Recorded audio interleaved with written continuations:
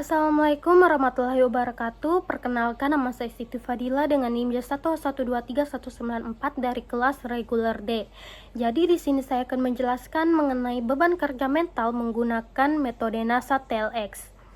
Jadi, langsung saja, metode NASA TLX merupakan metode yang digunakan untuk menganalisis beban kerja mental yang dihadapi oleh pekerja yang harus melakukan berbagai aktivitas dalam pekerjaannya. Berdasarkan munculnya kebutuhan pengukuran subjektif yang terdiri dari skala 9 faktor, yaitu kesulitan tugas, tekanan waktu, jenis aktivitas, usaha fisik, usaha mental, performansi, frustasi, stres, dan kelelahan. Dari 9 faktor ini disederhanakan lagi menjadi 6, yaitu mental dimension atau MD, physical dimension atau PD, temporal dimension atau TD, performance atau P, effort atau E, dan frustration level atau FR. NASA TLX atau NASA Task Load Index adalah suatu metode pengukuran beban kerja mental secara subjektif. Pengukuran metode NASA TLX dibagi menjadi 2 tahap, yaitu perbandingan tiap skala atau paired comparison dan pemberian nilai terhadap pekerjaan atau event scoring. Selanjutnya ada langkah-langkah pengukuran dengan menggunakan NASA TLX. Yang pertama, langkah pembobotan.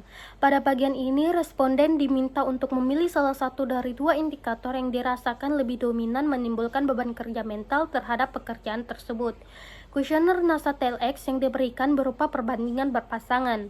Dari kuesioner ini dihitung jumlah teli dari setiap indikator yang dirasakan paling berpengaruh. Jumlah teli menjadi bobot untuk tiap indikator beban mental. Kemudian langkah yang kedua, pemberian rating. Pada bagian ini, responden diminta memberi rating terhadap ke-6 indikator beban mental. Rating yang diberikan adalah subjektif tergantung pada beban mental yang dirasakan oleh responden tersebut. Untuk mendapatkan skor beban mental NASA TLX, bobot dan rating untuk setiap indikator dikalikan kemudian dijumlahkan dan dibagi menjadi dengan 15 atau jumlah perbandingan berpasangan. Kemudian langkah yang ketiga, menghitung nilai produk. Ini diperoleh dengan mengalihkan rating dengan bobot faktor untuk masing-masing deskriptor. Dengan demikian dihasilkan 6 nilai produk untuk 6 indikator, yaitu MD, PD, TD, EE, CE, EF, dan FR. Kemudian langkah yang keempat, menghitung wake workload atau WWL. Ini diperoleh dengan menjumlahkan ke-6 nilai produk. Kemudian langkah kelima, menghitung rata-rata WWL. Ini diperoleh dengan membagi WWL dengan jumlah bobot total.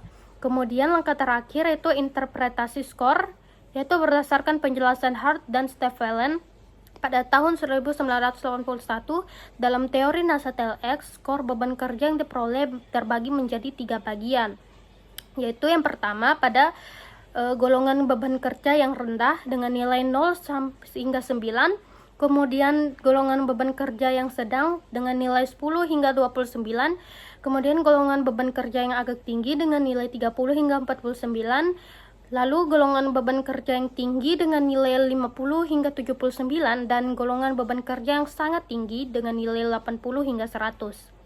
Jadi di sini saya memiliki satu responden untuk mengisi kuesioner pengukuran beban kerja mental dengan menggunakan metode NASA TLX. Jadi di sini ada atas nama Bapak Supriyadi dengan jenis pekerjaan sebagai supir angkutan umum yang berusia 43 tahun.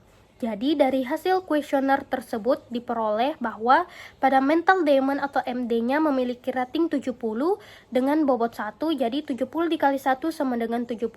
Kemudian pada physical dimension atau PD-nya memiliki rating 90 dengan bobot 4, jadi 90 dikali 4 sama dengan 360. Kemudian pada temporal dimension atau TD-nya memiliki rating 40 dengan bobot 4, jadi 40 dikali 4 sama dengan 160. Kemudian pada own performance atau OP-nya memiliki rating 40 dengan bobot 3, jadi 40 dikali 3 sama dengan 120. Kemudian pada effort atau EF-nya memiliki rating 80 dengan bobot 3, jadi 80 dikali 3 sama dengan 240. Kemudian pada frustration atau EFR-nya, yaitu memiliki rating 0 dengan bobot 0, jadi 0 dikali 0 sama dengan 0. Kemudian untuk menghitung WWL-nya diperoleh dengan menjumlahkan ke-6 nilai produk tersebut. Jadi 70 ditambah 360 ditambah 160 ditambah 120 ditambah 240 sama dengan 950. Jadi total WWL-nya adalah 950. Kemudian untuk menghitung rata-rata WWL-nya itu diperoleh dengan membagi WWL dengan jumlah bobot total yaitu 15. Jadi 44,67 ditambah 24 ditambah 10,67 ditambah 8 ditambah 16 sama dengan 63. Jadi total rata-rata WWL-nya sebanyak 63,33. Berdasarkan perhitungan beban kerja yang telah dilakukan menggunakan metode NASA TLX, beban kerja mental pada pekerjaan supir angkutan umum sebesar 63,33. Maka berdasarkan nilai tersebut, beban kerja yang dialami oleh supir angkutan umum berada pada 50 hingga 79, yang artinya beban kerjanya tinggi.